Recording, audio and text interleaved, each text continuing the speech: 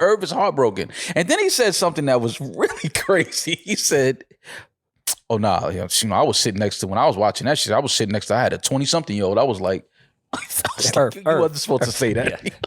Probably called her a bitch, too. I said her, no. This isn't helping your case. Cut not helping your case. This is, you were not supposed to say, it just got bad. No, Rory and Mom. I don't even know how to start this episode. How about we do you want to do the TikTok dance to Staying Alive? I don't know it. If you're gonna teach it to me, then I mean, it was a pretty easy learn. okay, so let's do it. They want me to lie, so this is lying right here. This is like, you know, when people lie. Yeah, well, you know, people talk. They lie most of the time. They talk. Wanted me to cry, so we point to our eye like this. Wanted me to die, as if a gun was at my head, but we're staying alive. The Bee Gees. You know, the disco. The Bee Gees. So do it with me. Go like this.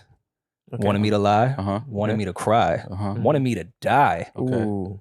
Staying alive. Staying alive. Oh, okay, got it. That's pretty simple. I could do that. Yeah. So if I do that on my, like if I create a TikTok and I do that, like do I automatically go viral just by doing that? Is that how it works? Yes. I hope so. Yeah? You definitely. The funniest part about that Khaled rollout was not the TikTok dance that he was doing in his driveway. It was the video that Giveon posted from like the guest bedroom of the BTS from like 3 floors up, just filming Khaled do his TikTok dance. I was like, why do you have Giveon locked in your attic? Listen, welcome to another episode of the new Rory and Maul podcast. I am Maul. I'm Rory. And we are back to talk to the culture, talk to the beautiful people, our listeners, our viewers, I don't like to call them fans, just our supporters, listeners, our friends. People that click and listen. Listen. Get to the shits, man. Why did you A&R this record? Well, I didn't A&R this record. The Khaled record came out Thursday night after we recorded Friday night, Friday early morning, if you want to call it that. And I was really looking forward to this record because I'm a huge Drake fan. I'm a huge Lil Baby fan. And I love what Khaled does as far as getting people on tracks. And Khaled has a pretty good track record with Drake. Yeah. There's been some misses, but there's been some great ones. You're not going to always hit. And I think that this one is one of those it didn't hit. I don't like this record. I'm not going to miss this record if I never hear it again. If I never go back to it, I wouldn't miss it. I was really expecting something different from when I first heard that the first single was Drake and Lil Baby. I was not expecting this BPM. I wasn't expecting this vibe. Oh, God. I wasn't. Look at you playing it safe. No, I using wasn't. BPMs. I wasn't expecting this shit. Well, thank you, Eddin. Thank you. All right. Before we get to the record, let's start with somewhat love, but it may be backhanded at this point. Khaled is probably one of the best promoters we've ever seen in hip hop. There's no probably about it. Best promoter, marketer when it comes to getting hype around a record. Yeah. Is that now starting to backfire on him because as of recent, the quality of music has not been the same as it has been in the past? So we get all this hype, and because he's so fucking good at it, and we know that Khaled has made amazing records his whole career, do we now have expectations that the Drake, Lil Baby, and Khaled song is going to be amazing, and it's underwhelming due to the commotion that was set around it? It's the age old thing of, because now we're in a clickable universe. You put two names like Drake and Lil Baby together, I'm going to click it just because it's two artists that I listen to, that I follow.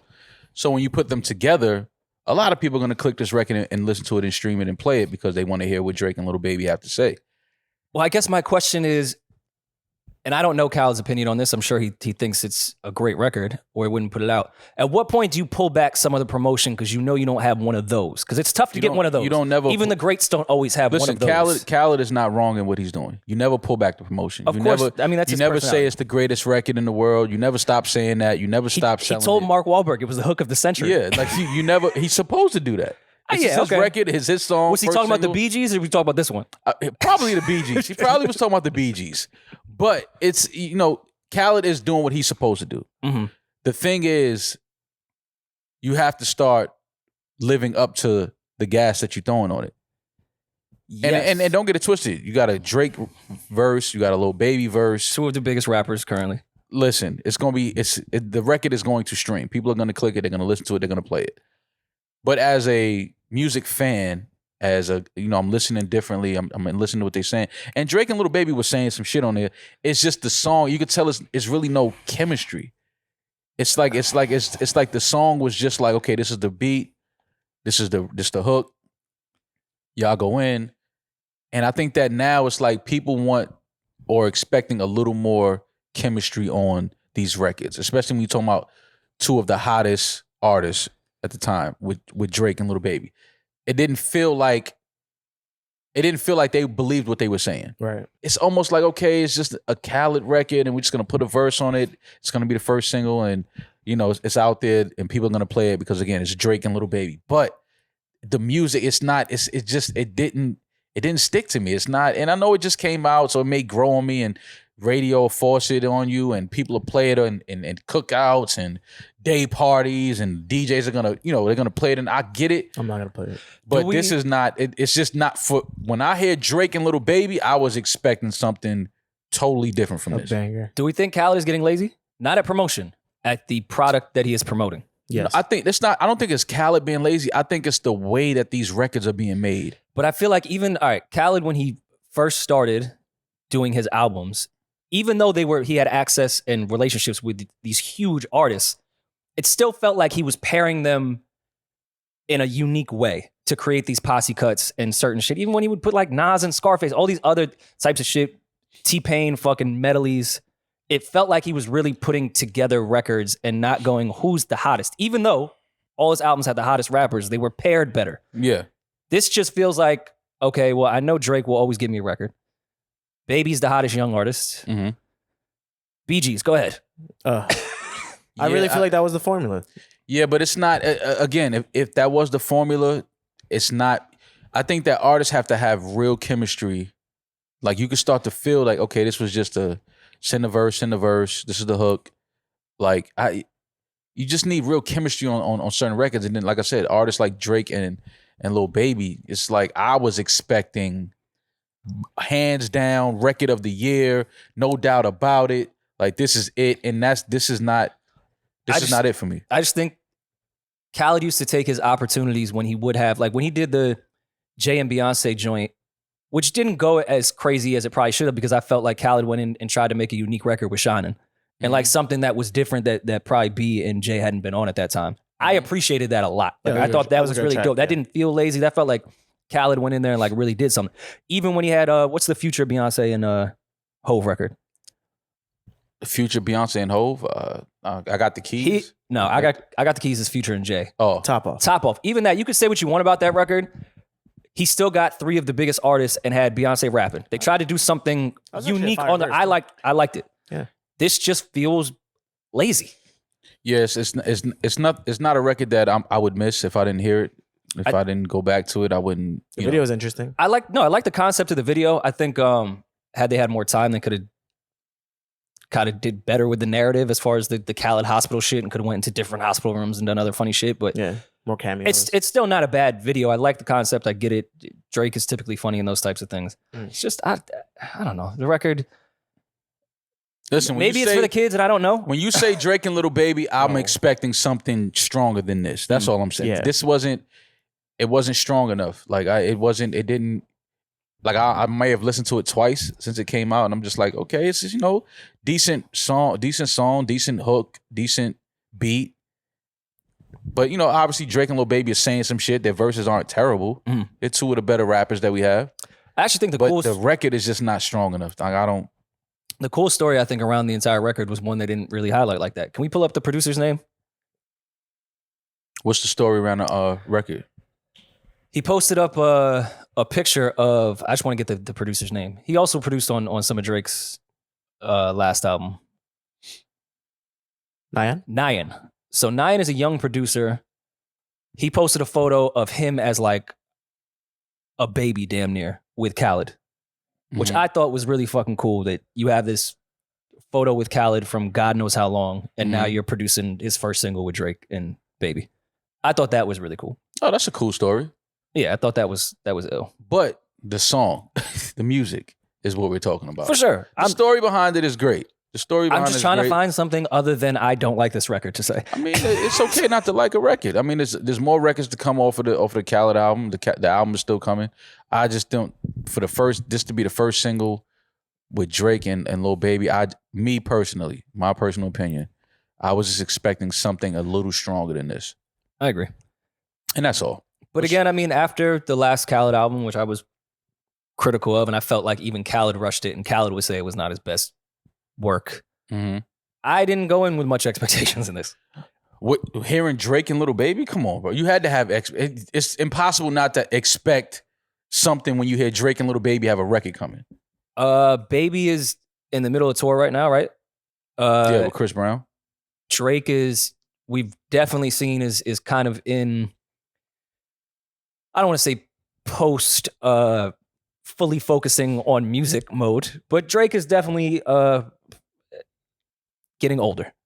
I'm not saying he's falling off because that'd be a really weird thing to say about Drake. But his focuses, I think, are in other places. Khaled, I think, as well. So no, I didn't think Lil Baby on tour. Drake, who just did a dance album, has just been running around gambling on everything on earth. Yeah, but these verses and Khaled chilling with his fucking family in Miami. I didn't initially think it was going to be the greatest record. No, these verses was probably submitted way before the Chris Brown and Lil Baby tour started. Okay. Like, could be. We're not going to do that. Like it could be. It could have been submitted before the tour started. I don't think that they were on the road and Lil Baby cut this verse on the road. I don't think I think if you live with this record long enough behind the scenes, you're going to say we should redo it. This felt like it happened right away and they're like, all right, it's cool. It's fresh. Let's put it out. If you live with this record for a while, I don't know if you're putting it out. Yeah. Well, so that's why I felt like maybe Baby cut the shit on a tour bus. Well, we still got the Khaled album coming. We know that he has a whole verse that'll be on the album. Yes. So we'll just look forward to the rest of the project and hopefully, there's some other joints on there that we love. I'm sure there will be, but I don't know. I want to see a different formula. It's not wants and needs. I think everybody wanted wants and needs from this, which was the last Drake and Baby. Yeah. For sure. Yeah. That did not feel like a submit verse thing, even though Baby killed Drake on that. But yeah, I expected not much, I'll be honest. So we hung out this weekend a little bit, something that we don't normally do together. Finally. Finally. We finally hung out. We went to the Kendrick Lamar, Mr. Morale, and the Big Stepper show at the Barclays Center. Mm-hmm. Shout out to Kendrick and his entire team. That was one of the best shows that I've seen in a very long time. And shout out to Amazon. Shout out to Amazon Music Amazon Music Rotation for inviting us to the show. I saw Maul work in the room. He was working the suite. How did I work the suite? He was making moves. I said hello to people when I sat down. He was giving a little LOLs, a little what you working on? Yo, let's build. Let's find ways to win together. You see how fast like shit just starts? I literally said those words to nobody. You was moving around. It was people that I know there. I couldn't hear the conversation, but it looked like, hey, let's find ways to win together. No, it was like, hey, how you doing? How you been? Haven't seen you in a while. How's the family? Cool. I'm going to sit down now. Okay. And then I sat down and we watched the show. If you have a chance to catch Kendrick on tour for this tour, go check it out. Kendrick is fully elevated his artistry. He's a complete artist at this point. Like this live show was amazing. The attention to detail, visually, Kendrick sounds great. I mean, I was really, really impressed. I'm a Kendrick fan. I wasn't expecting this great of a show and a performance, but he really did a tremendous job. Yeah, I was curious how he was going to do this tour because the album doesn't really necessarily yell arena music. Yeah. So I was like, I wonder what angle, and of course we trust Kendrick in that regard, but I was like, how the fuck is he going to have this album play at an arena? Mm-hmm. And I thought he did an incredible job of kind of like sandwiching the more deeper records with like the DNAs. Yeah. And like how he paced that show was what I was most impressed with. Of course, the visuals were insane. Amazing. Choreography down with the fucking cube going up and down. Shit was crazy. Mm-hmm. But the amount of words Kendrick said in almost a 3-hour set was beyond me. Yeah. And the fact that you could hear them, the breath control. I don't know any other superstars that do arenas that have that many words in their set. Mm-hmm. Because even Cole, I feel like, has a lot of fucking bridges, a lot of hooks, a lot of... Kendrick did fucking 300 bars and running Yeah. in Barclays Center. No, the show was crazy. I mean, I knew that Kendrick was gonna give a good performance, but this was totally exceeded my expectations. And shout out to Baby Keem too. He did a great job. For sure. He did a great job as well. The one thing I was, I guess, surprised about or surprised at, I was looking at the crowd. Okay. And I was surprised to see how many young, white, I knew it. Asian kids were at a Kendrick Lamar show in Brooklyn. Like, it was the most, I Really? thought I would have saw more guys like myself. I thought that I would have saw more black women. I thought that I mean, it was shocking. Like, when the lights came up after Baby Keem got off stage and I'm looking at the audience, I was really surprised to see that many or not that many black people at a Kendrick show in Really? Brooklyn, New York. Absolutely surprised at that. More so the demographic or the age? Because Both. I'll Both. I was surprised to see that many young kids come out to see Kendrick. especially for that specific album, it definitely Yeah. caters more towards people our age. Absolutely. Kendrick in general. Like, I just assumed that it would be more guys that looked like my demographic at the show. And it really wasn't. I mean, but I've went to Kendrick's first SOBs performance, and it was a lot of white people in there. Yeah. Well, listen, He has a pretty let's be clear. large white fan I base. do understand that white people support hip hop in a huge way. They go to more shows. Well, there's more white people. Yeah. So by nature, But no. That's In not America, by I'm nature. saying. That's not by nature because they still don't have to fuck with the culture. That doesn't Sure. mean because there's more white people, they're gonna support the culture. That's not what that means. I was just surprised to look out into a Barclays Center crowd and see that many white Asian kids of that age. saying the N word. Oh, Well, I don't know if they were saying the N-word, but like They were. at They a were. They Kendrick definitely show, it was just surprising. It was very like, oh shit, okay. Yeah. I didn't expect this. This is different. Latin, Spanish kids. Like, I just did not expect that many. Like, I didn't expect it to be that much of a difference in the crowd. And then we're in Brooklyn. Yeah. So I'm thinking like, last time I went to a concert in Brooklyn, it did not look like like that. Would you Who think was the the same? concert of that you went to? I feel like it was a few people. Was it? Damn. Was it something with Bad Boy? Well, Was it yes, Bad that's Boy? going to be Oh. a different demographic. Then. Yeah, but- but that's a very Yeah, but Right. but still, even that is like. But Kendrick is a kid from Compton, California. I feel like the rap demographic from around that time to now is a lot more lighter drastically different. compared to, let's say, the Bad Boy era. You know what I'm saying? I'm telling you, it It is. Like is. time wise, because I don't. hip hop I has don't become know. a lot more popular. Well, yeah, It's the number one genre it's the number one in the world. Yeah, Right. So I obviously, but still, because don't get it twisted. It was a lot of white kids at a Bad Boy show, at Yeah. a 50 Cent show. Like, they always They'll show up. they come out and support for sure. They love the culture.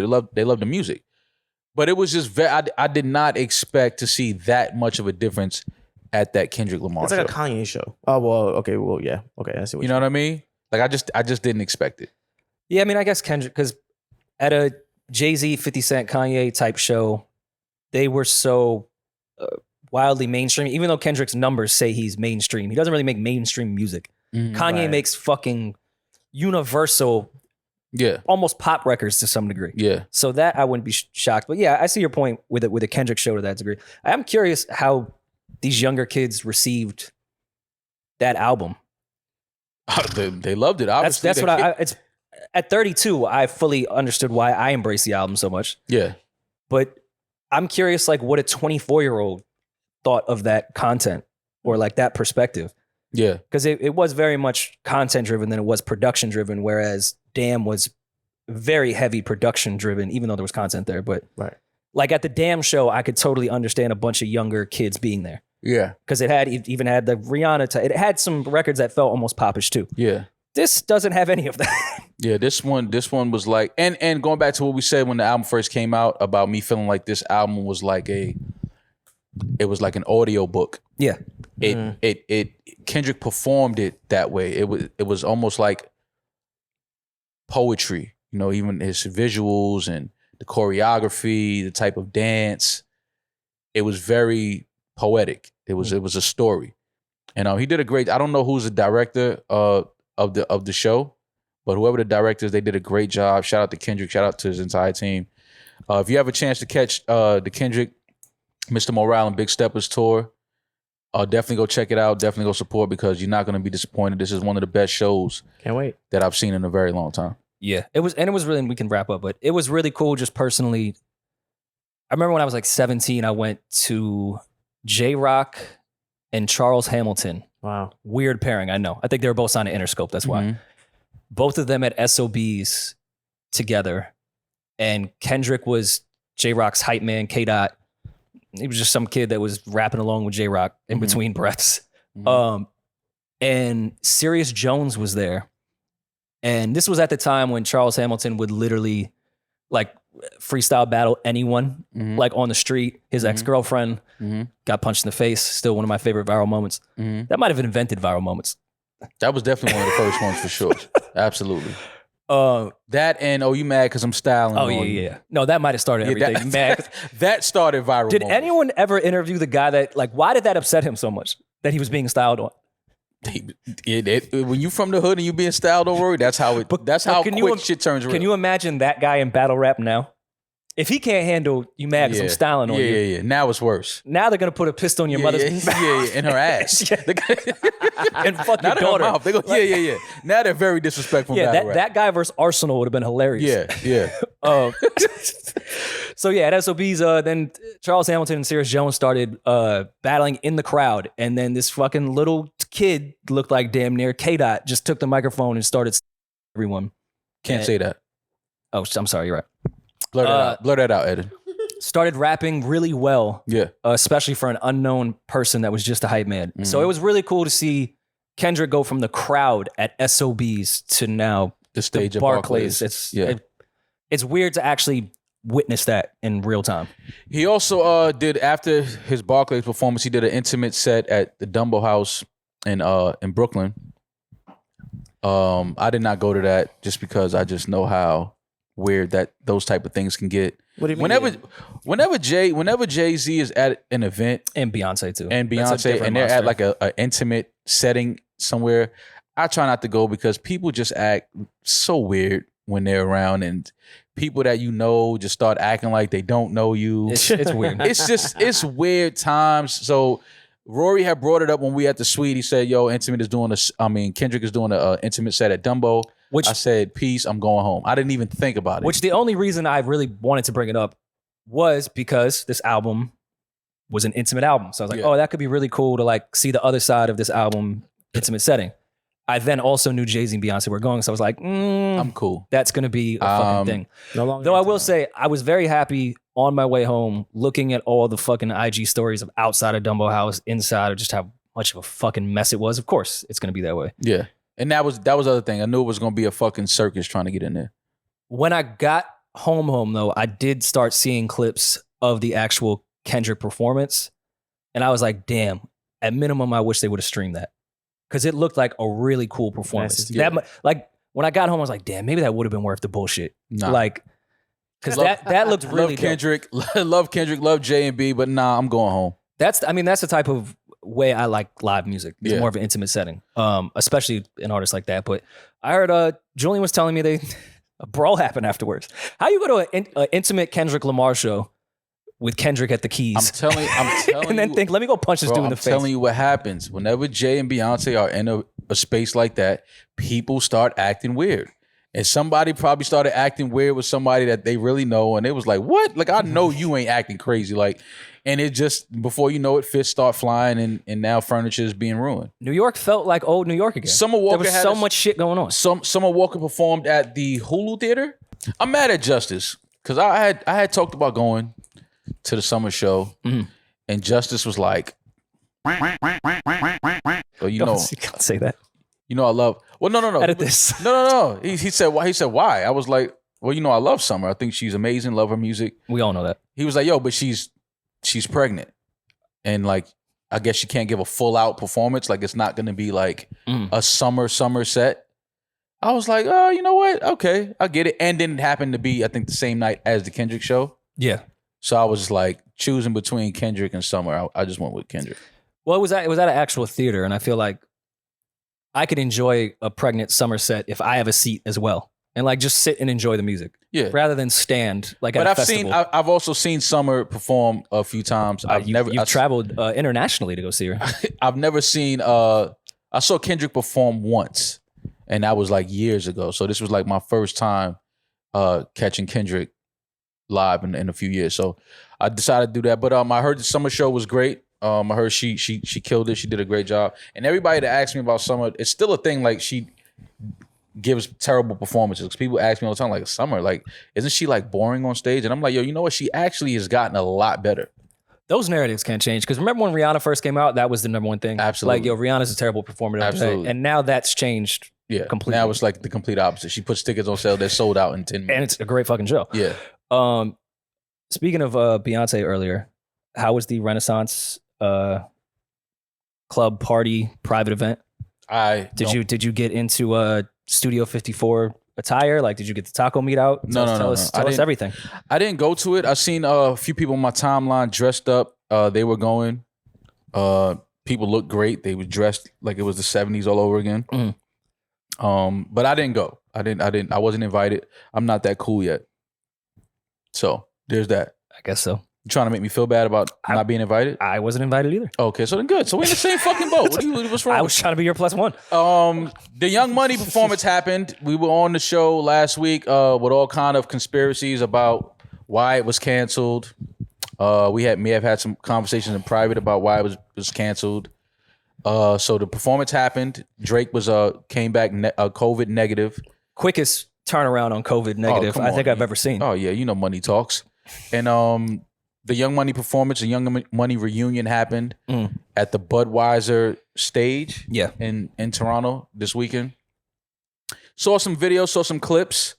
I love the way they opened the show saying that kind of making the fans believe that Lil Wayne wasn't let through the border. Yeah. And then let the people know luckily Drake runs the border. And then the crowd goes crazy. It's little things like that that make the live experience amazing. Rory, you start yelling when things like that come on the screen. I've gone through Toronto Customs countless times. Never seen Drake there. He's never stamped my passport. Oh no, he won't be there. He'll make a call for you. You get caught, Rory. Just who do you Drake. Like? That's a different level. How do you have the number to customs? Like, who do you call? Well, when you're the biggest export out of the country, I'm pretty sure that you have Drake is an export. Absolutely. Of course. It's like maple syrup.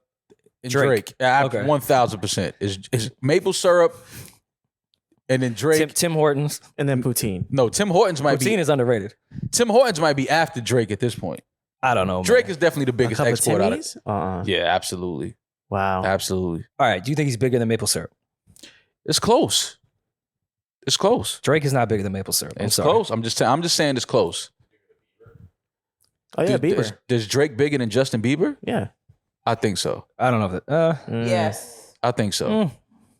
Is he bigger than Wayne Gretzky? Yes. Today, yes. Bigger than Seth Rogen. I'm just trying to think of people from. Bigger than Pamela Anderson.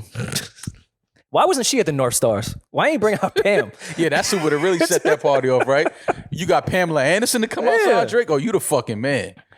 But yeah, they had the performance. And Wayne let us know that the Carter 6 is on the way.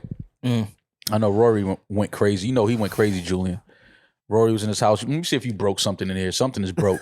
You got that. I saw Carter 6 and just started slamming things in my house. Definitely slammed something in there. I was happy to see Wayne get his flowers in front of everyone. I mean, I think we've all given Wayne as many flowers. Yeah. But I think he still deserves more, especially from Drake and Nicki together. I say it all the time. I'll say it again. Lil Wayne is the realest nigga in the industry for what he did for Drake and Nicki. Have we ever At the time he did it. Have we ever seen a rapper do that with a label? No. I guess Jay, Kanye. I don't know if you count Rihanna for Jay. You can count Ye if you want to, but with Wayne and Nicki. See, the thing is, at that time, Lil Wayne, again, he was such a huge star. People don't dim their stars like that, their star power and their light, to let other artists that they're working with get off and get their shit off. It just does not happen all the time like that. Like, what they do is, you know how it goes, Rory. They sit those artists in, they hear those artists make a record. Oh, I need that. I got an album coming. I'm going to put that on my album. It's like Wayne totally stepped out of the way and let Nicki and Drake become Nicki and Drake. And that does not happen in this industry. At the time, the most influential rapper created the next two biggest influential rappers. That doesn't happen often. Two of the biggest stars that the culture has ever seen. Execs have done that. You could say about that Suge and, Puff's an artist too, but I don't think we've seen music not with an artist that big. Yeah. Maybe Jay, Kanye. Yeah. But that's as far as that goes. So I'm glad Wayne got his flowers. Shout out to Young Money. You think they're taking it on tour? You think so? No? Simple. I think so. No. I think they'll bring some shows to the States. I think they'll bring some Young Money shows to the States. I think we need Drake to lose some more bets. We need Drake to get into debt and maybe owe the mob. Then that way maybe we'll get him to do some shows. Then he got to start working? Yeah, I think all the NBA players need to start shaving points in the opposite direction of whatever Drake bets. Yeah. So we can then maybe get that tour. Something else cool happened this weekend in New York City. This was the first Rock the Bells concert since LL Cool J was in a court battle over the name. Mm-hmm. Which I'm pissed that I missed. Yeah. I really wanted to go, but I saw the Locks there. The Locks, Kiss was on stage making sure that, everybody that was there made sure they gave LL his flowers. I believe to me, LL Cool J is the first rap superstar. Yeah, to me, that I could remember. I know that other people might have other names to throw out there, but to me, LL Cool J was the first rap superstar. So it's good to see that he has the name Rock the Bells now. Longest relevant rapper of all time. Agreed. Absolutely. One of the greatest rappers turned actors. Self-proclaimed Big LA. Big LA. I still don't think nobody has ever called LL Cool J Big LA, but listen, LL, that's the name you want to call yourself. It's all good. So is this affiliated with the old Rock the Bells festival or not? I never figured out what the whole lawsuit was. I know LL wanted the rights back to the name. Yeah. But is this still the Rock the Bells festival that we used to know and love 10 years ago?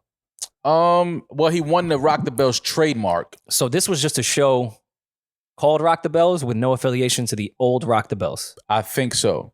Is that right, Julian? Julian is our residential festival goer who sleeps in the park and gets wristbands for all of these events, so he should know this. Because I feel like it was Guerrilla Union, and I feel like Nas was somewhat of a silent partner in the original Rock the Bells festival. Yeah. Scroll up just a little bit, Eddin, pause. All right, right there. Says November, LL Cool J filed a lawsuit against the promoters behind the hip-hop music festival Rock the Bells, which bears the same name as LL's 1985 hit single from his LP Radio. Now, LL has won the lawsuit, and Billboard reports and legal documents viewed by Pitchfork confirm. The initial suit alleged that in 2004, concert promoter Guerrilla Union and its founder Chang Weisberg filed to trademark the title Rock the Bells, which they used for its web domain and social media channels, in addition to the festival itself. LL later appealed to the trademark trial and appealed board in an attempt to cancel Guerrilla Union's Rock the Bells. Now, a California federal judge has ruled that Guerrilla Union must stop using the title Rock the Bells without the rapper's permission. Guerrilla Union must permanently refrain from manufacturing, transporting, promoting, importing, advertising, publicizing, distributing, offering for sale, or selling any goods or services under the Rock the Bells name, naming LL Cool J the exclusive owner of that trademark. Okay, so they can do the festival. They just have to get his permission to use that name. Right. So again, I'll ask, and I don't know if this will tell us, but was that the Guerrilla Union? No. Rock the Bells with permission from LL Cool J? No, I'm not. I'm going to say that it wasn't. I'm going to say that this was something totally different that LL just did himself. What was the name of the gentleman that started Guerrilla Union? Chang Weisberg. Wow. Asian and Jewish. That's tough to beat in court. Good for LL, man. Great fight, LL. You don't usually Mama see said that. Knock you out. Wow. What a name. Well, yeah, it looked like a great show. I did want to go. Again, I love seeing hip hop age. I love that generation can do a festival together and it be successful. Yeah. I hope they take that on the road. And shit, I used to love Rock the Bells back in the day too. So salute to LL Cool J for winning a lawsuit and on his first Rock the Bells festival. Speaking of festivals and performances, Please tell me you watched the Woodstock documentary on Netflix.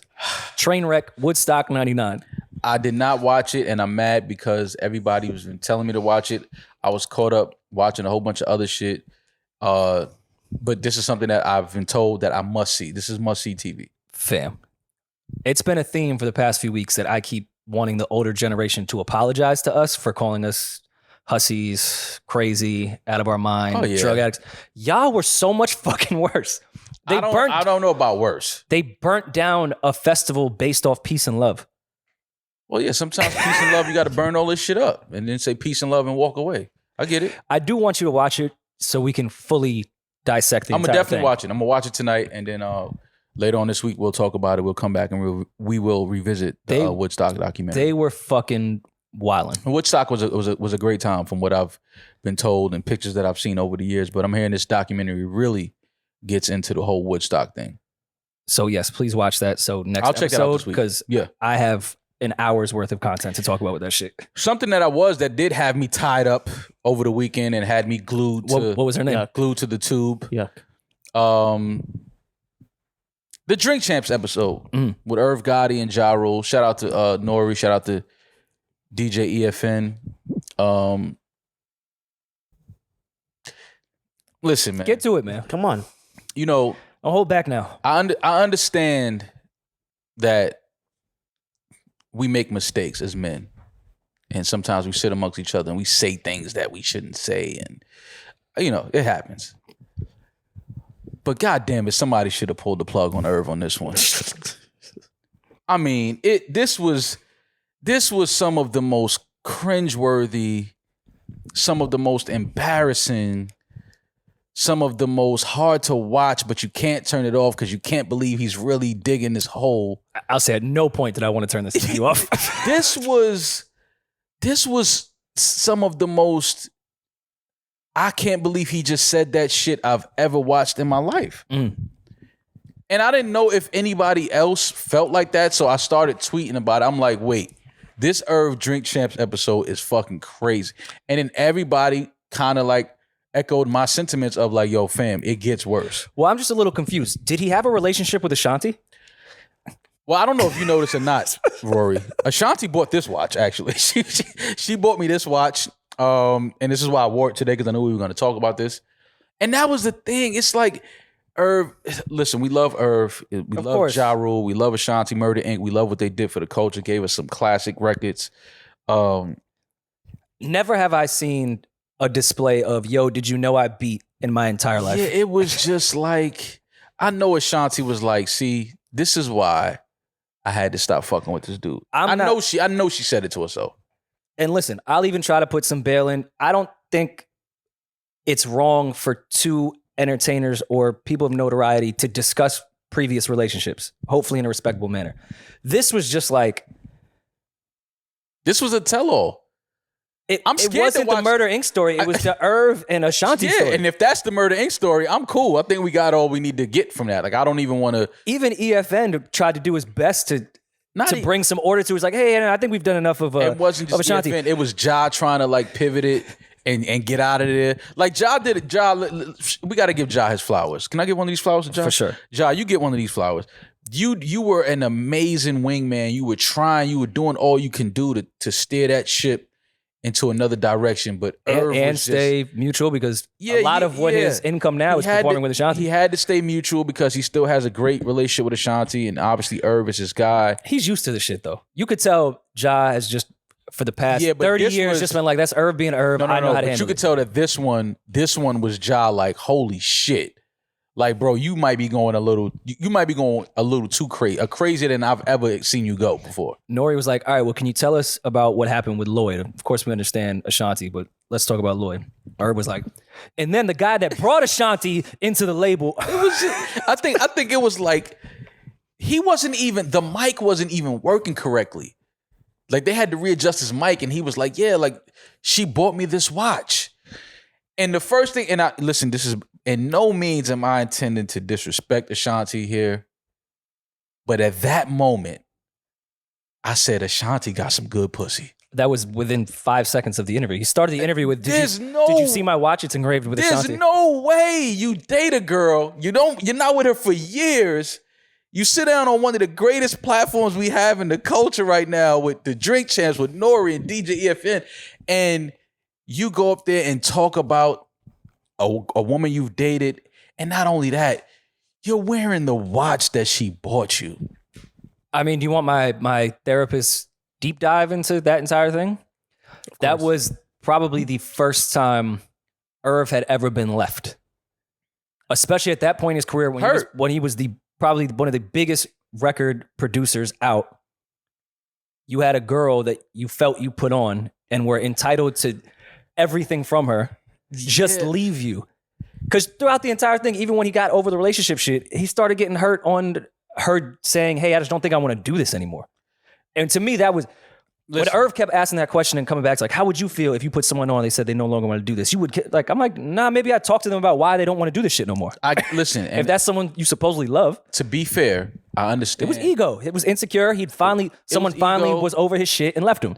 But it was also, it was just so much heartbreak. Like, she broke Irv. Like, even the way he said he found out that she was dating Nelly. But a lot of heartbreak. He remembers what he was eating. Is it heartbreak? At that moment. That's when you know you hurt. With his wife. When you remember what you had for lunch, when you got the news that she was dating somebody else, oh, she hurt you, bro. But is it heartbreak?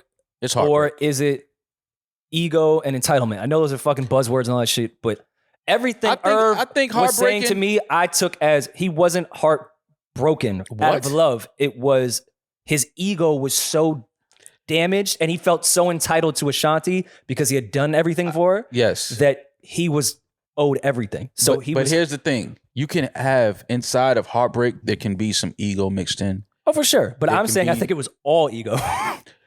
And I think it was all entitlement. Well, yeah. And again, I'm just going off what Irv said. No, we're just going off. Well, listen, I watched the Drink Champ. Listen, first of all, if you haven't watched this yet, please stop what you're doing. And Irv is also a great person to interview in general. Oh, God. He's one of the best. Listen, he tells the best stories. Gold. He's great. It's podcast gold because Rory didn't even have to ask a question. Rory didn't have to ask nothing. But that's Irv. Rory just had to all Rory did that entire interview was confirm what Irv was saying. He's like, oh, so you mean to tell me that's what, okay, go ahead. He was, oh, okay, go ahead. Because it was like, I don't even have to ask. You're going to give me, and obviously, Rory and Ja and Irv have a relationship. They've known each other for years, so it's a level of comfortability there. But it was just so uncomfortable to watch that because, again, we're watching a man that you obviously, and even Rory was like, bro, you doesn't seem like you're over it. And then he asked him, he said, hey, do you watch her pictures on Instagram? And Irv was like, no, never. Rory was like, I don't believe you. Because it's like, you so hurt. Yeah. You still so hurt. Like, you cannot tell me that you're not still looking at her and checking on her to see how good she's looking. For sure. Because you're still hurt. But it was just cringeworthy shit because it's like, bro, first of all, Ashanti's not here. So we can't even get her side of the story. And she's been pretty quiet throughout her entire career. She's been quiet about it. She's not going to talk about it. I understand Irv saying he was mad because he felt like she jumped ship at a time where it looked like he would be going to prison. She didn't want to rep Murder Inc. no more because of that whole cloud being over them with, being investigated by the Fed. So I understand where some of Irv's bitterness and like, oh, you thought it was over and you just completely abandoned ship because I can understand that. I understand that part. But it was other things being said around it where I was like, she broke him in half. She broke Irv Gotti. He said, get Ashanti up here so she can lie about us being in a relationship. Like, Irv, why do you need everyone to know that y'all fucked? Yeah, it was like, it was just. And by the way, Ashanti doesn't owe us or you to tell us that you guys dated. Not at all. Not at all. Like, why do we need to get Ashanti up here to say, yo, yeah, I slept with Irv? It's always awkward when the woman that you're talking about is not present when you're talking about her in the room, especially with nothing but men in the room. We have a woman here. Demaris, how did that make you feel watching that? If you watched it. Well, everybody knows that he's just hurt. Like you said, it's hurt. And I just feel like if y'all were dating when you were married He said no. He said they were not married. They weren't together. He said they were separated. They weren't even living together. He said don't try to put that on Ashanti. He said it was 3 other girls that broke his marriage up, I guess. He looks hurt. I'm sure she's fine. She's on vacation literally every 3 days. No, she actually had a show with the gentleman that she left Irv for. Nelly and Ashanti had a show this weekend. I'm not sure where they were. I just thought that was that purposeful? Did she bring Nelly out, or it was a Nelly and Ashanti show? I believe it was a Nelly and Ashanti show. Oh, so maybe that was just good timing, but great timing. No, you can't time that. That's God. That's on God's watch. Yeah, only God has that time.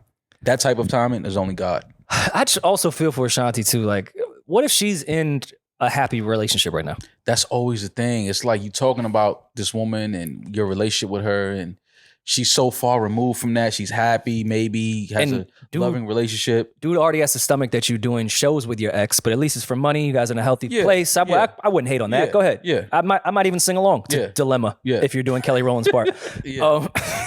But then you got Irv talk. And again, I don't know if Ashanti's in a relationship, nor do I fucking care. But I do think about those things when people bring up shit from 20 years ago. Like, yo, they happy. Like, they moved on. Why are we it was doing 2 hours about how you guys had sex before? And I know that, Irv was saying he's being truthful and, he's not up here to lie. And I get it. But still, man. There's a difference between honesty and... It was bad. It was bad. Just volunteering information that... It was bad. We didn't really need. Yeah, it was bad. And I hope... Because we mask honesty a lot with bullshit. That goes back to some of our toxic definition shit. Honesty, and I don't want to get into that. All kind of shit. But just because you're being honest doesn't mean you're saying things that shouldn't be said. Yeah. Everything honest doesn't need to be told to the world. It doesn't need to be said. I agree. So no, we're not calling you a liar, Irv. We're just saying, why are you volunteering this information? On the flip side of all of that, this episode was entertaining. It was funny. I laughed till I almost threw up. I was so high watching this shit. I'm definitely watching the Murder Inc. I was anyways, but this was good promotion. Irv this was great promotion. I'm watching now. You have to watch the documentary. The documentary is because he kept saying all of this is on the doc. So now it's like, okay, we get this again in documentary form. Mm-hmm. Gotta watch it. Also, just to end with actually some positive shit. When you're saying give Ja his flowers, I want to give Irv and Ja's relationship flowers. That's very rare to see, especially from that era. 2 people still being best friends. Yeah. Especially all the bullshit that they all went through. Yeah. And even with this Ashanti thing, which puts Ja in a weird place. Mm-hmm. I do love that Ja and Irv are still just as close as they always were. It's always good to see people make a lot of money together when they're young and then they grow old and they're still, still compadres, still friends. It's always good to see that. That's why I just, salute to Irv and Ja and the whole Murder Inc. thing. But this Drink Champs episode was fucking insane. It was entertaining. Shout out to Rory. Shout out to the whole team because this was gold. This is unfortunately for Ashanti, her business is out there and things like that and, whatever. But for just as far as a listener and somebody just watching, this was entertaining. Ashanti, if you want to come on this podcast and not mention Irv's name just as a response, silence being the response. Yeah. Come on, we'll talk about something else. More than welcome. Come sit on the couch. If you guys were to go on Drink Champs and they got you really drunk, what would be your embarrassing secret that you would let out? Is that a segment? I'm a fan of Drink Champs. I don't remember that segment. Oh, so I watch almost every episode. I think what she's asking is if we were to sit there and get drunk and, obviously in drinking you get intoxicated, what would be something that we might slip up and say that we probably would regret? I don't know. I'm not drunk, so I can't really say it. Yeah, ask me when I'm drunk on here. That was a setup, but yeah. Listen, I've been on Drink Champs twice. Oh, excuse me. So I think I'm bad. Who else has been on there twice? Like I don't even know. Big roar. I did go on Drink Champs and tell them their numbers were fake. That's sick. Yeah, I don't know. I love knowing I don't know. I don't have any.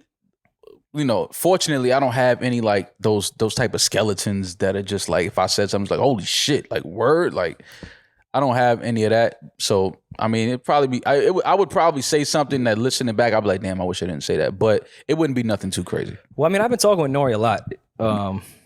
He doesn't want us to go up there. No, I can't wait to sit down and talk and kick it with Rory. That's family, man. I Oh love no, Rory. just talking to Rory over the weekend. That's my guy. We should go up there soon.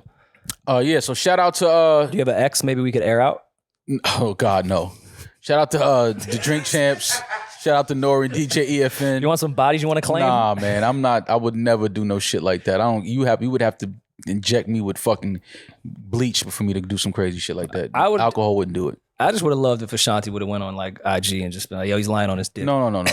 Ashanti needs to not respond and say anything and just like continue to act like she didn't even hear that. She doesn't need to talk unless she wants to come talk about it with us. Actually, in that case, we'll make it a comfortable environment for her to share her piece, and we'll console her through her, trauma of being outed. Is that what they call it? Outed? I just want to see you like on your Oprah interview shit. Like, tell me, Ashanti, when was the first time you met Irving? Yeah, I would definitely. I would have the right questions for Ashanti because I already know what the answers are. I broke his heart. We saw it. There was nothing to talk about. Like Irv is heartbroken, and then he said something that was really crazy. He said, "Oh nah, I was sitting next to when I was watching that shit. I was sitting next to. I had a 20-something-year-old. I was like, you wasn't supposed to say that." Yeah. Probably called her a bitch too. I said her. No. This isn't helping your case. Cut not helping your case. You were not supposed to say it. It just got bad, man. And then he wasn't even drinking at that point. All right. Have you ever taken ecstasy before? No, I took Molly. You've taken Molly before? Yeah. Okay. So you know the type of emotions and type of shit that Molly can bring out of you. Yeah, you can't Okay. cut it off. I believe Irv might have been on an ecstasy. We see sober Irv. Can you imagine Irv with an ecstasy addiction? How crazy Irv Gotti must have been. Yeah, no. This is sober. What, Irv's probably 50 now? 52. 52. This is 52-year-old, somewhat sober, family man Irv. Can you imagine? Oh, yes. More heartbreak to report on. So much heartbreak. Yes, it's been a hearttvealt weekend. Kanye West. It was not a heartfelt weekend. It was a heartfelt weekend. So Irv was a heartfelt episode? Yeah, he was heartbroken. Kanye tweeted out or posted a very interesting. I walked past about 4 newsstands. I didn't see this paper on any of the stands. Didn't see that Hudson News? Yeah, I didn't see this edition of New York Times. It says Skeet Davidson dead at age 28. Now, when I saw this, I was like, oh shit! Like, what the fuck happened to Pete Davidson? But fortunately, this was just Kanye being Kanye and being heartbroken.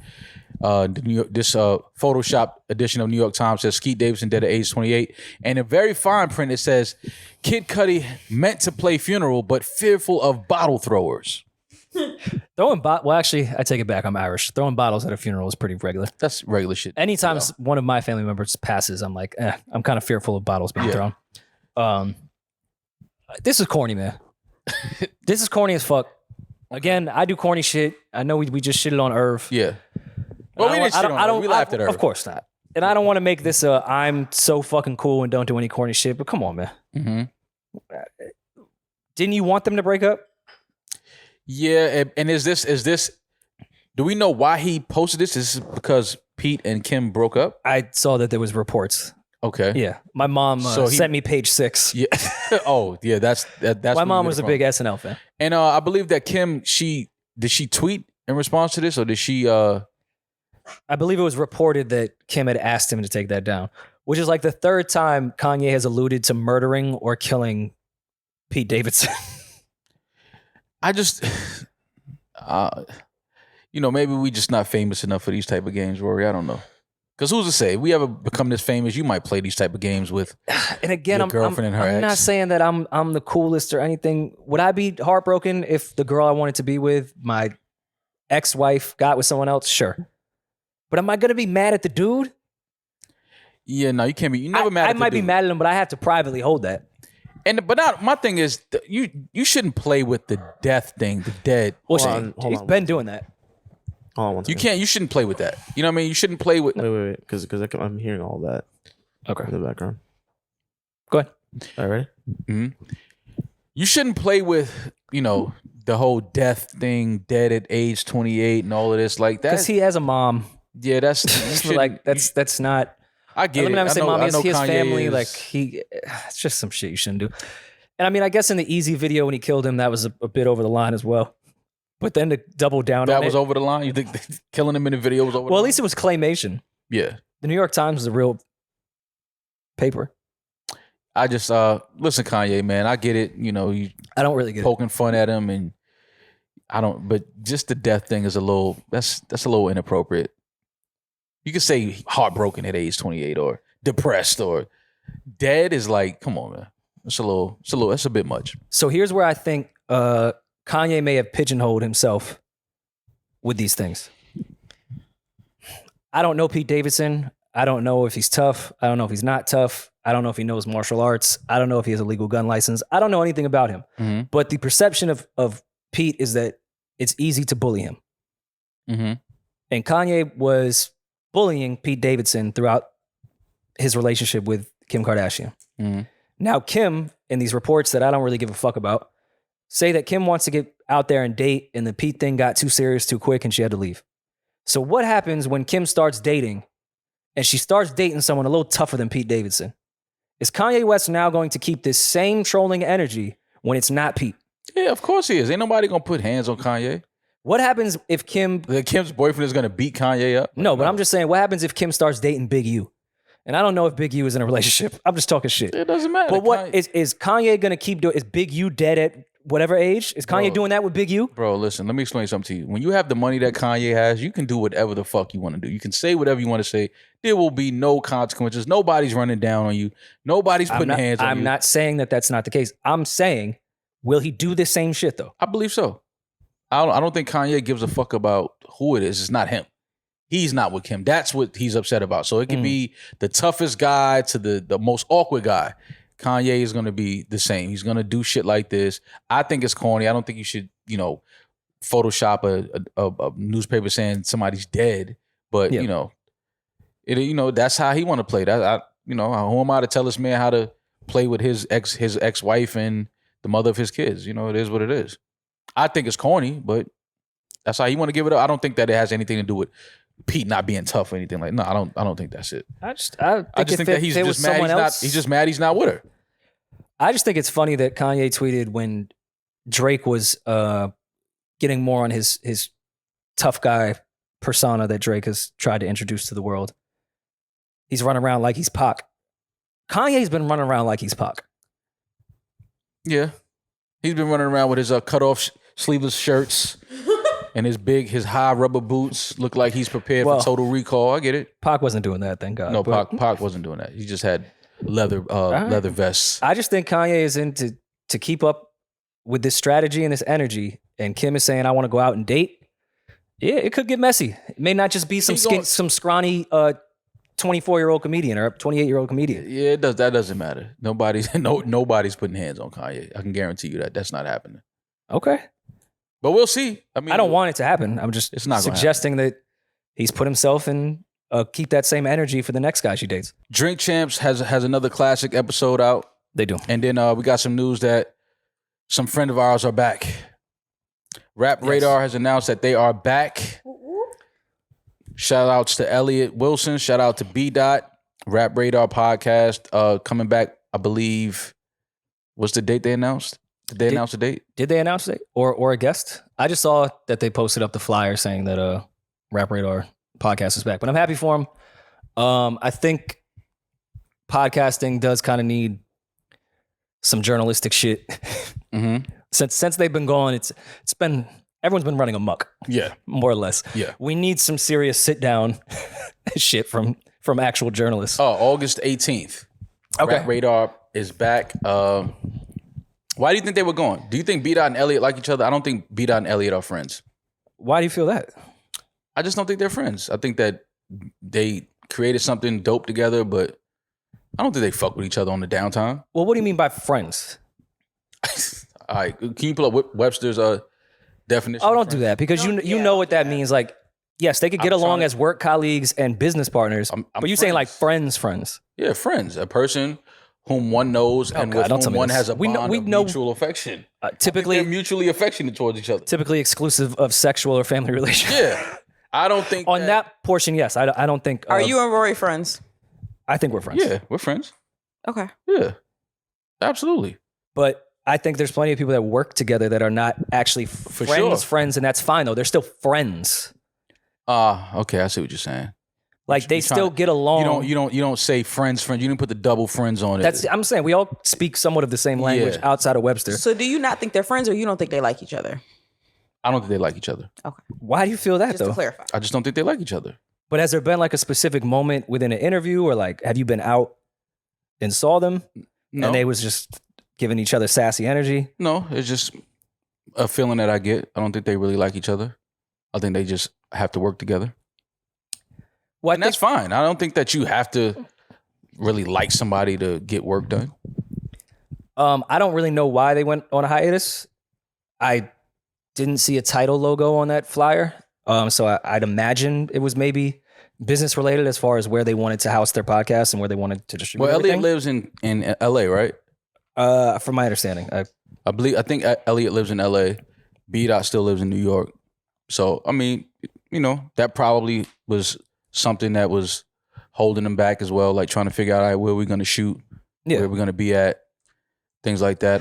But why can't people just have other interests?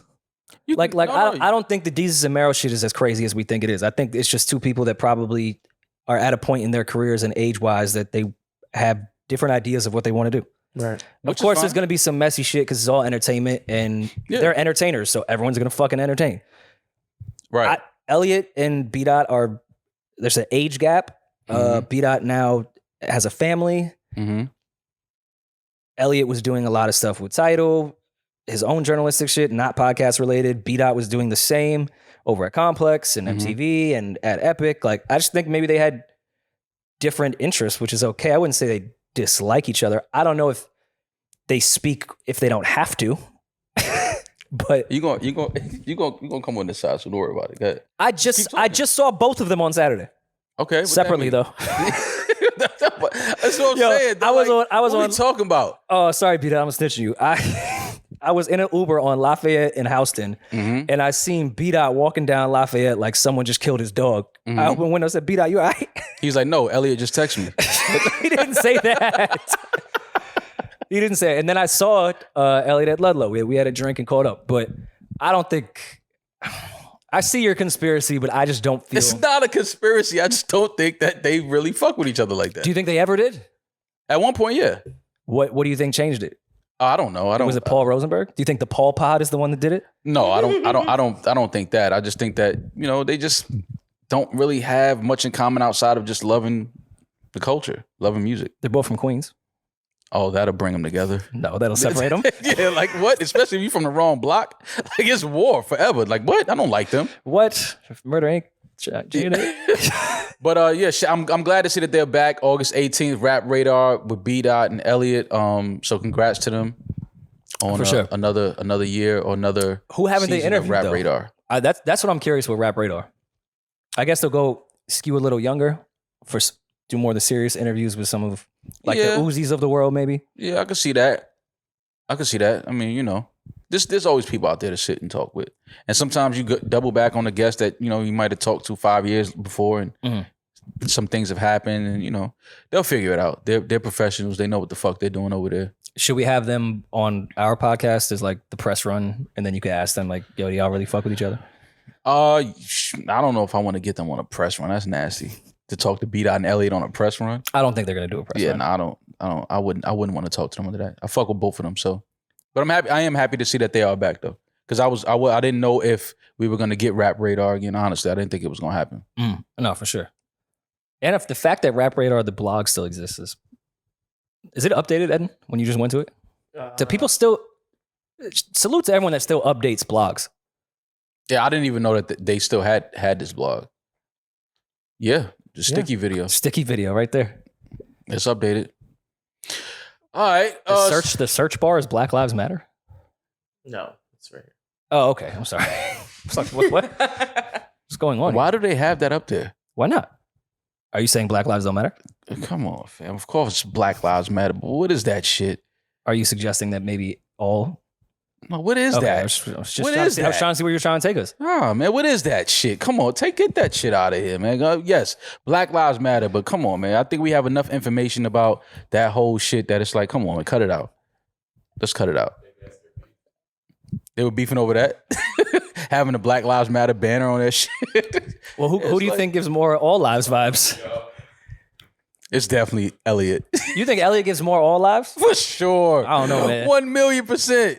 Elliot wears collared shirts. He's definitely an all live. Elliot will call the cops on you if you're sitting in front of his driveway. Are you kidding? I don't know, Shout man. out to Elliot. I don't Elliot know. will call the fucking You go park in front of Elliot's house and see how fast the cops pull up next to you. Sir, can we help you? Judging by B-Dot's list that he put out, I can totally see B-Dot going, well, the cops do have a tough job too. Nah. B-Dot and Elliot are going to kill us. That's fam, man. I love Of course those it's guys, family. man. I don't think either of them are all lives matter. Nah, I'm just joking. But they do need to take that Black Lives Matter shit. Why though? Come on, man. Stop. Yes, Black Lives Matter. 1,000,000%. I don't want people to think Black Lives Matter. Always and forever. But we know come on. This is like I said, the slogan, 1,000%. The organization that could get the fuck out of here with that bullshit.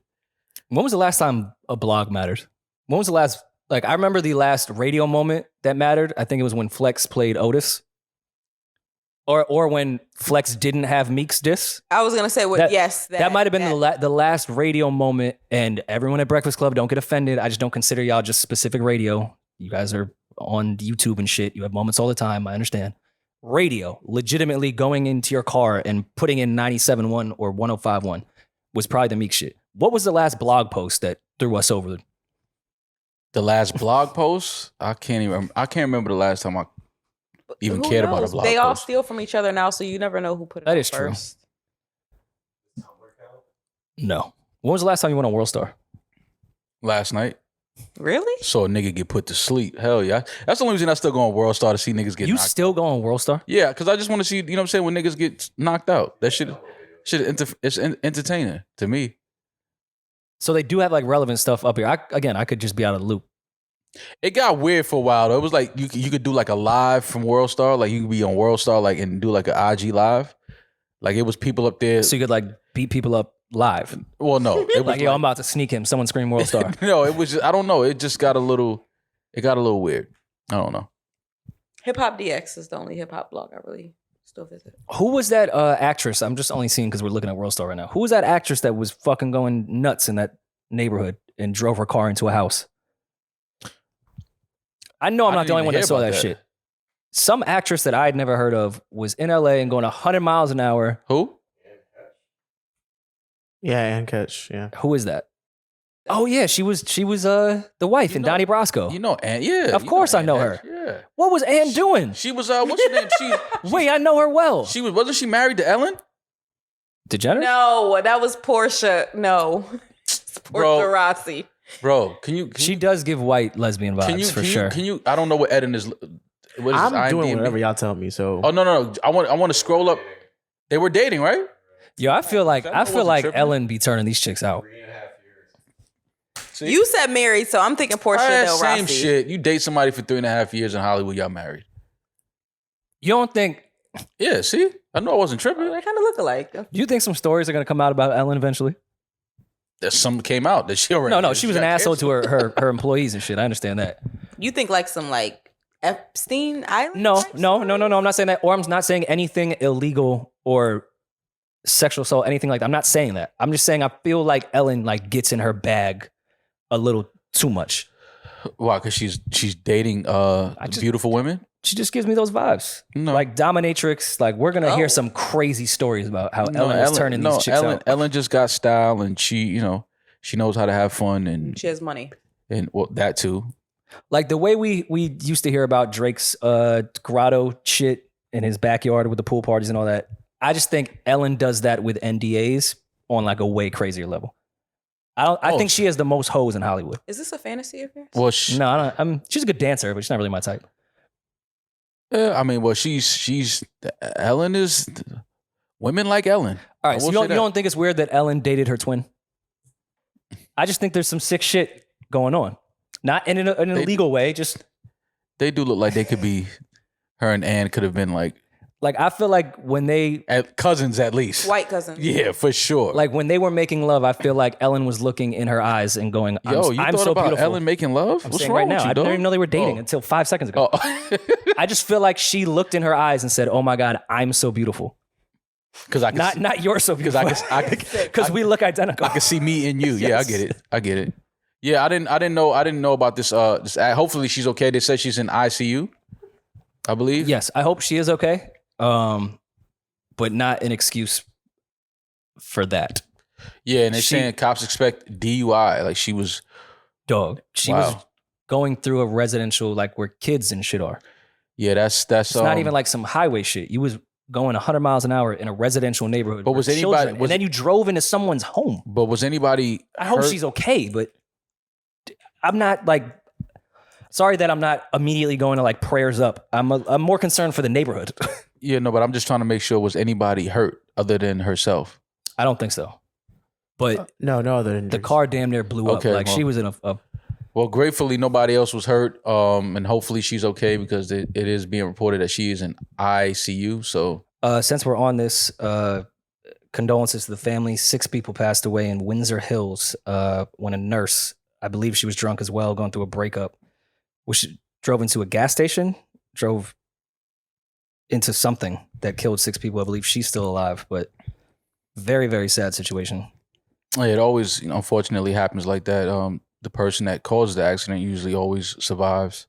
Nicole Lorraine Litton, 37, was arrested Friday on suspicion of, I don't know how to say, vehicle manslaughter. Vehicular manslaughter with gross negligence. She was released from Ronald Reagan USA Medical Center this weekend, where she had been hospitalized with moderate injuries. Lynn was now being held on $9 million bail at the Century Regional Detention Center, according to jail records. It was initially set at $2 million. This is just fucking sad. Yeah, I saw the video of that online, and it was just, you didn't. It's like those people didn't even have a chance of surviving that type of accident. A car going that fast through a red light, Yeah. through a busy intersection, and unfortunately, I believe a pregnant woman died. I believe was it 2 infants that passed away. 2 young kids were in the vehicle as well. One infant and then a pregnant woman. An infant and a pregnant woman. Right. It's just tragedy. Tragedy for so many families. Again, somebody that's just speeding obviously was probably intoxicated as well. And now families are, broken and shattered forever. So prayers to any of those families and victims involved in that horrific crash in Windsor Hills, California. And hopefully there's the proper justice for them. Absolutely. And the I repercussions. can't think of a worse justice than living with the fact that you killed 6 people when you were trying to kill yourself. Yes. Agreed, but also you got to go sit down. Sure. Like, yeah, that's just that was one of the worst car crashes, car accidents that I think I've seen in a long time. That car came through that camera that shot so fast. I was just like, those people in that car didn't have a chance to survive that. There's no way. for sure. Well, yeah, let's get to some like less depressing type of stuff. Monkeypox. Are you scared? I had a bump behind my ear, like right here. I've been noticing that. And I was really nervous yesterday, and I was like, fuck, maybe I got the pox. Mm-hmm. But I think it's just a bump. It's not giving monkeypox vibes. Like I thought you was gonna be like, yeah, I went to the hospital, got checked out, got cleared. It's not monkey. He's like, I just think it's a bump. No, I think it's a bump too, fam. And I think you need to get away from me. I checked the vibes, which was internally with me. It wasn't really giving monkeypox. It didn't give pox. And then I Googled image monkeypox. Once you Google it and it doesn't look like what you have on your man. Good. You good. I think you're all right. Yeah, this monkeypox shit is getting serious though. It is getting serious. Cases are rising. I think it's been declared a national health something by Sleepy Joe. He declared it something. But either way, wash your hands, wash your ass, and if you got any. Nah, real talk, D. Like that be the problem. Is that what the CDC said? I mean, listen, man, that be the problem with most of this shit. You niggas don't wash your hands. Y'all don't wash your ass. You know, people are dirty. People just be sneezing, touching shit. Don't got no tissues. It's like, yo, fam, like you just spreading germs everywhere. And that's what this shit comes down to. Some people are just dirty. Why is there less celebrities with this epidemic? Well, I had to see Fauci's face every 5 fucking minutes. Mm-hmm. Cuomo would not leave me alone in his polo too. He wanted to look like one of the folks. Yeah, like I'm not in a suit. I'm in a polo. You know when they wear politicians with a polo, that means they're in the trenches. They going crazy. Yeah, they're in the trenches with casual Fridays. Yeah, get the fuck out of here with that shit. I feel like this has been less. Do you think it's people just covering their ass? Not to say that it's not out there of information being spread and that this is a serious thing. I just feel like we're seeing less of the circus. Well, as far as media and the faces that are now going to make their careers off this disease. The good thing about it is that it's not as easily transmissible as COVID. It doesn't seem that way yet. The studies that they have, it's not as easily transmitted as COVID. It's not. I don't think it's airborne. It's just, touching things and money. A lot of people, I think, they're tracing it back to people touching money and then, not washing their hands, touching their face and touching their eyes. Another thing, too, you touch money, you touch doorknobs, and you touch your phone, put your phone up against your face. And it's you just got to be. I'm an AirPods guy. Yeah, you got to be more careful about, just where your hands are at, what you're touching, the surfaces that you're touching. Now I think about it, I'm an AirPods guy. The bump is right here. Yeah, man. I wish you would stop touching that shit. And I'm cool. Oh, my bad. So yeah, just be careful with this monkeypox shit, man, because. Oh, I'm not trying to make jokes or laugh because I joked about COVID. Yeah. And boy, was I wrong. Here. Yeah. Speaking of political trials and all that shit, all my appliances sing. Okay. Has anyone been keeping up with the Alex Jones trial? No. Should we? So Alex Jones, who we all know, is the host of InfoWars, which is, I don't want to say it's all conspiracy, but it's definitely on the conspiracy level type news, which I believe he owns the company. Mm-hmm. He was very vocal about Sandy Hook being a conspiracy and that they were crisis actors and all those kids never existed and that it was just a ploy from the government. Mm-hmm. And they came for his ass. Okay. And he went to trial, which obviously isn't criminal. I believe it's just a civil suit. And when I say I've never seen someone that has been so confidently and loudly speaking turned into a child at a trial in my entire life. First of all, his lawyers fucked up and accidentally sent all his text messages from the last 2 years over to the prosecutor. What do you mean they fucked up? They accidentally. How do you accidentally I don't send know. text messages from the last 2 years? But when I say this fucking prosecutor turned into the way they trapped who's Furman from the OJ trial of saying, like, have you ever used the N-word? Mm-hmm. And then they pulled up an audio of him using the N-word. Mm-hmm. They challenged him like your girlfriend that has went through your phone and is saying, just tell me the truth. Oh, he was set up. Asked him all those questions and they said, well, Alex, we have all your text messages because your dumbass lawyers sent them to us.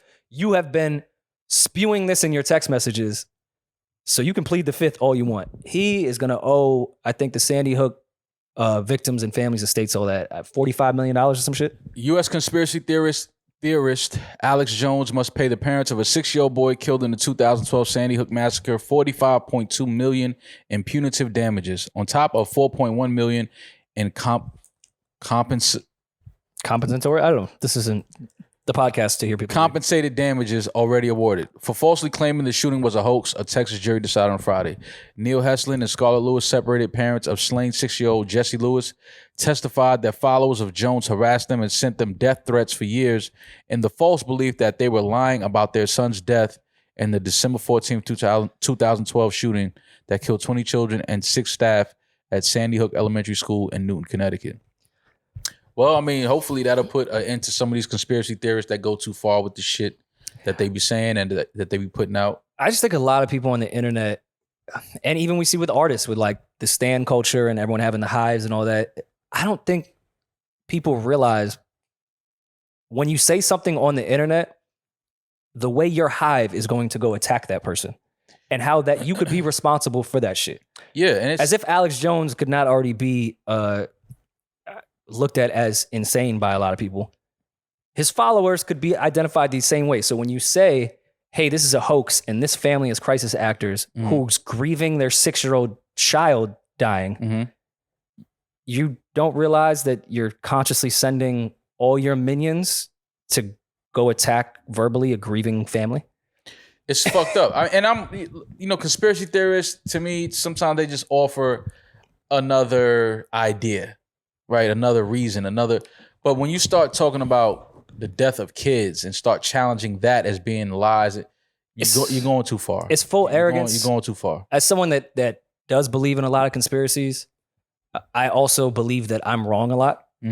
So to have the power that Alex Jones has, especially on the internet, knowing his following, for you, what if you're wrong, Alex? Yeah. Then you're sending a bunch of fucking crazy kids on Reddit to attack a grieving family. For some reason you're wrong, Alex? That's a risk I'd say maybe I should just shut the fuck up about this case. Yeah, you can't, something about kids dying. This wasn't the conspiracy hole to jump down and challenge. And, good for the families. They're being awarded, this money. Unfortunately, they lost their child, but this maybe will send a message to these conspiracy theorists like, listen, relax. I just think people on the internet in general. Like you get it. Sometimes you want to challenge ideas and challenge, theories and shit, but some things are just what they are. And, hopefully this will put a cap on the type of shit that these theorists like to jump down. Word. Kevin Durant has told Brooklyn, either you fire Steve Nash and Sean Marks, or I'm out of here.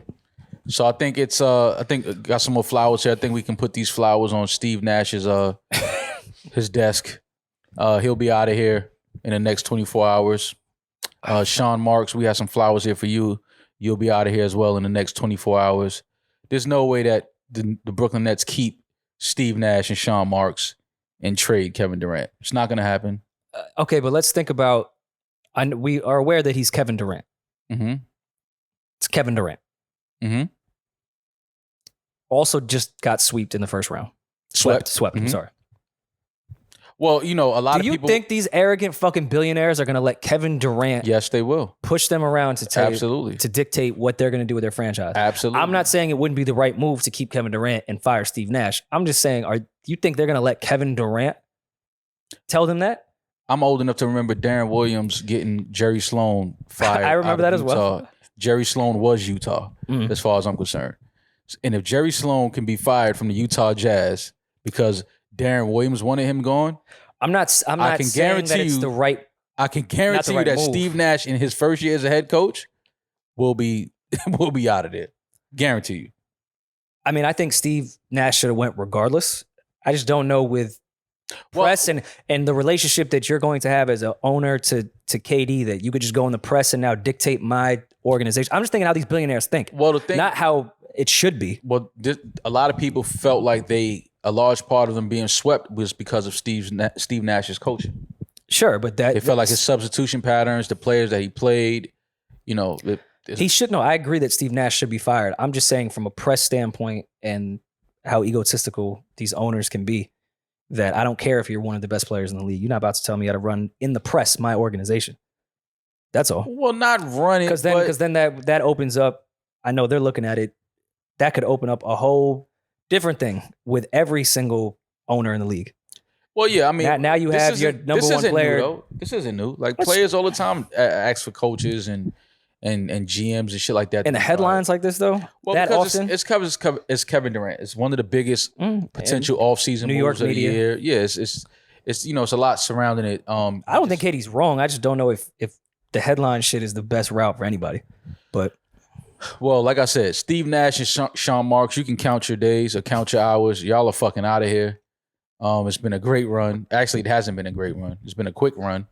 But I do think that they will be fired, and obviously Kevin Durant is the priority, the number one priority in Brooklyn. So, do you think KD stays even if they do get rid of Nash?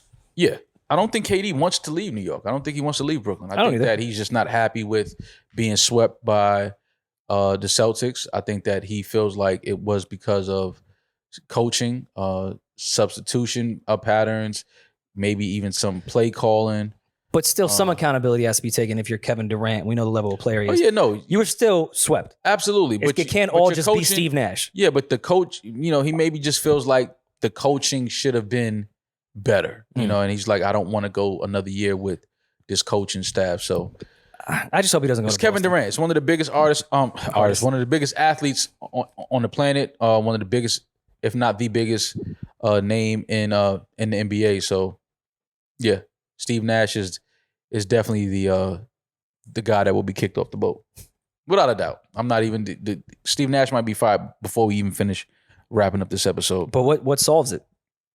You bring in a new coach, a coach that's more, listens to the players maybe more. I thought it's unfortunate because I thought that Steve Nash was a really good fit for this young team when they first announced it. Just from being one of the greatest point guards ever, his basketball mind, and I just thought that he would be more relatable to his players. But unfortunately, Kevin Durant, he feels like, nah, get him out of here. We don't want him in the locker room. So it's time for him to go because Kevin Durant will not be traded. Mm-hmm. I still thought this shit was fake. I didn't even believe that KD demanded a trade, but obviously this is real and he wants Steve Nash fired and that will make him happy. Steve Nash will be fired. Maybe you take over. I mean, you sit damn near on the bench anyways. I think I could coach this Nets team. I saw a picture that that Drake posted of his dad's tattoo on his arm, and I immediately thought that was a singer from Menudo. I didn't know what Drake was posting. I didn't read the caption. I saw the picture. Some people say it looks like Drake. I'm one of those people that says it doesn't. I wouldn't necessarily go to Drake. If I saw that tattoo on somebody's arm outside in the street, I wouldn't think it was Drake. I thought maybe Drake's dad was really into the Whoopty song and that he tatted CJ on his arm. That does look like that does look like CJ. It looks just like CJ. I was like, that looks like CJ. I was like, damn, Dennis, Eddin, can you Dennis put a was side by really side? into Whoopty. Can you put a side by side of CJ and that Drake tattoo picture, please? In this, oh my God, yeah, Fair. that's definitely CJ. 1000% CJ. And you never know. Maybe, Dad might be a big CJ fan. Yeah. It is what it is. But that's bro. No, even with the faded beard. Look at But that that's picture, what Drake used to look like. fam. That's not what Drake used to look like? Yeah, but come on, we talking about today, right now. If I saw a guy walking down the street with that on his arm, I wouldn't say that was Drake. I would just like to see the photo that was referenced. And That's definitely not the nothing was the same photo. no, that's comeback season. Yeah, definitely comeback season. No, it's definitely giving comeback season Drake vibes. But like I said, Drake is the That's only Drake.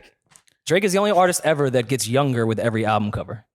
He started out 40 years old, now he looks 24. Yeah, it's weird. It's weird, but that definitely looks like CJ on Dennis's arm. I mean, we don't know how far the Whoopty went. Could have went Yeah. down to Tennessee. Absolutely. Did we report on Olivia Newton? No. No. Okay. We kind of skip We're over. gonna move all of this, right? We're gonna move. This is gonna go to Then the down to- top. Yeah. Sad news to report on. Actress, singer Olivia Newton-John has passed away Mhm. at 73 years old. Rest in peace. Rest in peace to Olivia Newton-John. Olivia Newton-John, the Australian singer whose breathy voice and wholesome beauty made her one of the biggest pop stars of the 70s and charmed generations of viewers in the blockbuster movie Grease, died on Monday according to a statement from her husband. She was 73. Rest in peace. Rest in peace to Olivia Newton-John. When's the last time you saw Grease? It's been a while. For me, at least. I watched it. Grease 2. I haven't seen Grease 1 in a while. I don't think I've ever seen Grease 2. Yeah, Grease 2. Is she in Grease 2? I believe so. Yeah. Or is Grease 2 like a Belly 2 where it's like I think a it's a completely whole, different I think it's person? a different cast. It's Michelle Pfeiffer. Okay. Yeah, it was a different cast. Grease 2 is in 1982? Yeah. Okay. I think the original Grease is in the 70s. Yeah. Yeah, no, for sure. But I just 78, never yeah. saw Grease 2. All right. Well, Rest in peace to Olivia Newton-John. absolutely. All right, man. What's going on for the rest of the week? What you getting into?